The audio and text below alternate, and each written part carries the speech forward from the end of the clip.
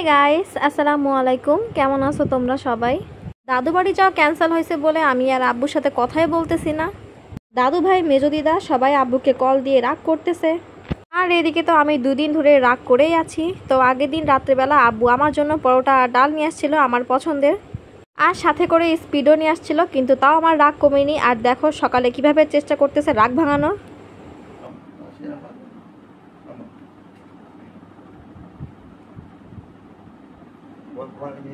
পাঠাবই, ঠিক আছে? প্রায় ভাড়াতে পাঠাবো। শাশুড়ি মা তো পেটটা মোটা, পেটটা চিকন মানুষ করে গেছে। গাইস, আব্বু আমার রাগ ভাঙানোর অনেক চেষ্টা করতেছে, বাট আমি কথা বলতেছি না। হ্যাঁ না ইয়ার, কি আমি কত স্বপ্ন দেখছিলাম যশোরে যাবো, আর সেই যাওয়াটা ক্যান্সেল হয়ে গেল। আমি কত সুন্দর করে ব্যাগ ট্যাগ গুছিয়ে রাখছিলাম, দেখতো রাগ তোর ভেঙে গেছে, বাট আমি তাও কথা বলতেছি না। আপনি বুঝুক যে আব্বু অন্যায় করছে। তো যাই হোক, আব্বু তো আমার রাগ ভাঙাতে পারলো না। বিকেলবেলা এখন সুন্দর করে রেডি হয়ে চলে আসছি। আমি ভাবতেছি আর রাগ করে থাকবো না, আর কত রাগ করে থাকবো। এখন দুই বোন যাচ্ছি টিকিট করতে, আর একটু খাওয়া দাওয়া করতে, আর একটু ঘোরাঘুরিও করতে। আর দেখো বাসা থেকে বের হতেই দেখলাম একটা কিউট ছোট একটা বিল্লু। ও কিন্তু অনেক কিউট, মাশাল্লাহ। তোমাদেরকে তো একটা ব্যাড নিউজ দিয়েই দিছি যে দাদু বাসায় যাওয়া ক্যান্সেল হয়েছে, তবে একটা কিন্তু গুড নিউজ আছে তোমাদের জন্য। তোমরা কি গেস করতে পারতেছো কি সেই গুড নিউজটা? যাই হোক, এখন ভ্যানে করে যাচ্ছি টিকিট কাউন্টারে টিকিট করতে। আর এইবার কিন্তু টিকিট কাটা হবে একটা নয়, দুইটা। অনেকেই হয়তো আমার ইঙ্গিত দেখে বুঝে গেছো, কিন্তু তাও আমি কিছুই বলবো না। এদিকে দেখি রাবেয়ার বাস চলে আসছে, সবাই চলে যাচ্ছে ওখানে। তারপর আমরাও চলে আসলাম টিকিট করতে, কিন্তু রাবেয়াতে টিকিট আছে একদম বাসের পেছনে, তাই আমরা দিগন্ত থেকে টিকিট নিছি। আর এই তো ফাইনালি আমাদের টিকিট করা শেষ। আর এখন আমি তার ফেফেকে ট্রিট দিচ্ছি, বেচারিকে একটু দুটো মোজো কিনে দিচ্ছি। আজকে আমি ছোট বোন হয়ে বড় বোনকে দিচ্ছি ট্রিট গাইস। ওর তো গলা শুকিয়ে গেছে, তাই ও এখানেই খুলে খাচ্ছে মোজো। আপু তো আমাকে অলওয়েজই খাওয়ায়, আজকে ভাবলাম আমি একটু খাওয়াই ওকে। ঈদ শেষ, তবে দেখো রাস্তায় কি একটা ভিড়, ঈদের আমে যেন শেষই হচ্ছে না কোনোভাবেই।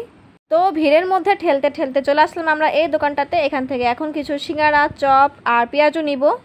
একদম গরম গরম ভাজতেছে, তাই আমি কিনে তার ফেফুকে খাওয়াবো এখন। তো আমরা খাবারগুলো কিনে এখন যাচ্ছি একটু কোথাও বসে বসে খাওয়ার জন্য। 5 মিনিট করতে করতে আমি তার ফেফুকে অনেক দূর নিয়ে চলে গেছি হাঁটতে হাঁটতে। একদম এখান থেকে নিয়ে গেছি উপজেলা। বাইরে কি একটা রোদ, সেটা তোমরা নিজেই দেখতে পারতেছো।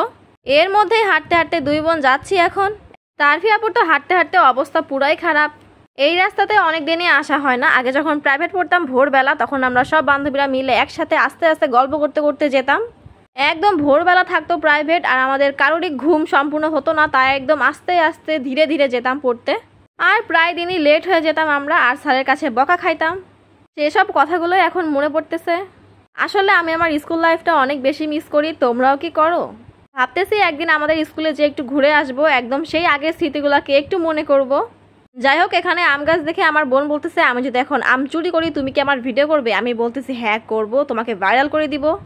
তো হাঁটতে হাঁটতে টুকটুক করতে করতে চলেই আসলাম আমরা উপজেলায়। আর দেখো এখানে কাজ চলতেছে। তোমরা তো আগের ভিডিওতেও দেখছো যে আমাদের উপজেলা পার্কেও অনেক কাজ চলতেছে। তাই আর কি উপজেলায় পার্কে যাব না, একদম পার্কের সামনে এই ছোট্ট মাঠটায় বসে আমরা খাবো। স্কুলে থাকতে প্রায় প্রাইভেট শেষ করে আমরা এখানে আসতাম দোল খেতে। আর এইদিকে দেখো তোমাদের তার ফেফু একদম নিচে বসে পড়ছে, আমিও নিচে বসবো। এখানে অনেক বেশি মজা লাগতেছে, ঠান্ডা ঠান্ডা বাতাস। আর তোমাদের তারফি এ তো খুলতে পারতেছিল না পলিথিন, তারপর আমি খুলে ফাইনালি বের করছি। এখন এখানে বসে বসে খাচ্ছি সিঙ্গারা, চপ, মোজো সবকিছুই বসে বসে খাচ্ছি আর গল্প করতেছি। তো সন্ধ্যা হওয়ার একটু আগ পর্যন্ত আমরা চলে আসলাম আমাদের এলাকায়। তারপর এখান থেকে এখন নিচ্ছে নুডলস। তারফিয়া পুরোই ওয়ান টাইমের রেসিপি আল্লাহ নুডলস খেতে আমার কিন্তু খুব মজা লাগছে, তাই আবারও কিনে নিয়ে যাচ্ছি, আজকেও খাবো। আর বাসায় যেতে না যেতে তারফি আপু দেখো একদম 5 মিনিটে রান্না করে দিছে আমাকে। সুন্দর একটা প্লেটে আমরা সুন্দর করে সাজিয়ে নিছি, এখন খাবো আর গল্প করব। আর তখন সে কিনে আনা পেঁয়াজুটাও খাবো এখন, আর মোজোও খাবো। ওই শর্টকাটে বানানো রেসিপিটা কিন্তু আম্মুও অনেক বেশি পছন্দ করছে, আম্মুও শিখে নিছে তারফি আপুর কাছ থেকে। এটা কিন্তু গরম গরম খেতে অনেক বেশি মজা লাগে। তো 3 ভাইপো গল্প করতেছি আর খাচ্ছি, কিন্তু দুঃখের বিষয় আমি তো গরম খাবার খেতেই পাই না, তোমরা ভালো করেই জানো। এমনকি আমি চাটাও একদম ঠান্ডা করে খাই, আর এখন আমি ঠান্ডা করে নুডলসও খাবো। তো যাই হোক, আজকের মতো এটুকুই ছিল। সবাই ভালো থাকো, সুস্থ থাকো, দেখা পাবে পরবর্তী ভিডিওতে। সবাইকে আল্লাহ হাফেজ।